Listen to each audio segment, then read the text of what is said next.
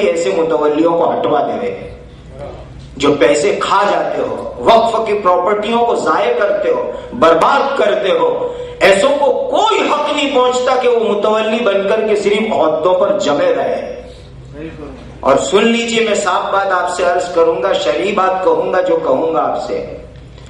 اگر آپ کو وقف کا نظام چلانے کے لیے، مسجد مدرسے کا نظام چلانے کے لیے جو شرعی مسائل ضروری ہے اور جو اس وقت کے گورنمنٹ کے قانون ہے وقف کے، اس کی جانکاری نہیں ہے اور آپ اس کے لائق نہیں کہ آپ اس کی جانکاری لے لیں، تو بالکل جائز نہیں کہ آپ متولی کے عہدے پر چمٹ کے رہے.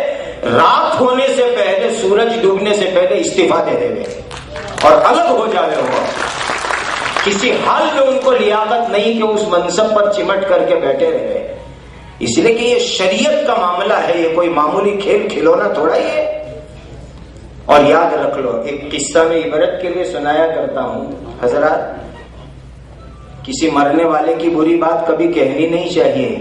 ہمارے یہاں ایک آدمی کا انتقال ہو گیا ہے، اللہ ہم سب کو بری موت سے حفاظت میں رکھے. انتقال کے بعد اس کے پورے بدن کے اوپر کالا پن آ گیا ہے. انتقال ہوتے ہی اس کا بدن کالا ہو گیا ہے اور بدن کے اوپر ڈراؤنی چیزیں پھوڑی پھنسی جیسی نکلنے لگی.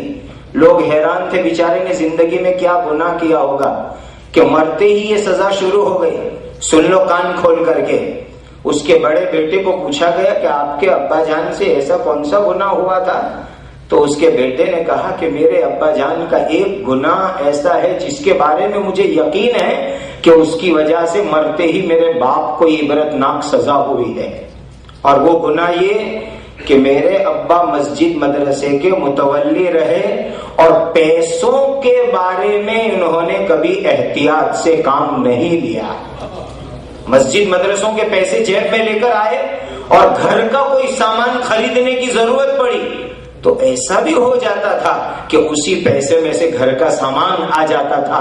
کہ یہ جو حرام کا مسجد کا مدرسوں کا مال کھایا، مجھے یقین ہے کہ اس کی وجہ سے مرتے ہی میرے باپ کو یہ سزا عبرتناک شروع ہوئی ہے.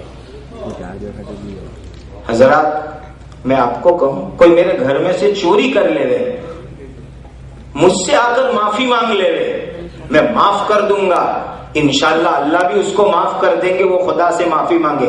لیکن وقف کا پیسہ، چندے کا پیسہ، لوگوں کے ڈونیشن کا پیسہ، اگر اس کو تم نے غلط طریقے سے کھایا تو کس سے معافی مانگنے جاؤ گے؟ پوری قوم سے کیسے معافی مانگو گے؟ اس کی معافی کی کیا شکل ہوگی؟ اسی لیے وقف کی پراپرٹی، وقف کا چندہ اور اس کی انکم کو ضائع اور برباد کرنے سے اپنے آپ کو بچاؤ، ورنہ دنیا میں رسوائی ہے، آخرت میں خطرناک سزا ہے. اور میں آپ سے آگے کہوں کہ حضرات یہ چند چھوٹی چھوٹی باتوں کو آپ ملحوظ رکھیں. آج جنرلی ہمارے یہاں مسجد مدرسوں کے اندر یہ چیزوں کا کوئی انتظام نہیں ہے. آڈٹ نہیں ہوتا ہے، پابندی سے آڈٹ کرواؤ. ٹرسٹوں کے ٹرسٹ ڈیڈ سلامت نہیں ہے، اس کو سامنے رکھو. اور جمعہ کو پیٹی کھولو، جمعہ کے بعد تو 2 آدمی کی حاضری میں کھولو تاکہ کسی کو شک نہ ہوئے کہ متولی صاحب. ایک جگہ کے بارے میں سنا یہی سورت شہر میں کہ جمعہ کا غلہ جیسے ہی آیا، متولی صاحب نے اس میں سے پیسے لے کر مسجد کے خادم صاحب کو کہا کہ مجھے بھوک بہت لگی ہے اور اب تک جو پراپرٹیاں ہماری رجسٹر نہیں ہے ان کو جلدی جلدی رجسٹر کرواؤ. یہ بھی بہت بڑی ذمہ داری ہے. اور یہ بھاڑا وغیرہ کے معاملے میں آپ سے کیا کہوں، ابھی آپ سن رہے تھے آج کتنے مدرسے مسجد ایسی ہے کہ اس کے کھیت لوگوں نے گھڑوں پر لیے ہیں، کھیڑنے کے لیے لیے ہیں، کھیتی کے لیے لیے ہیں.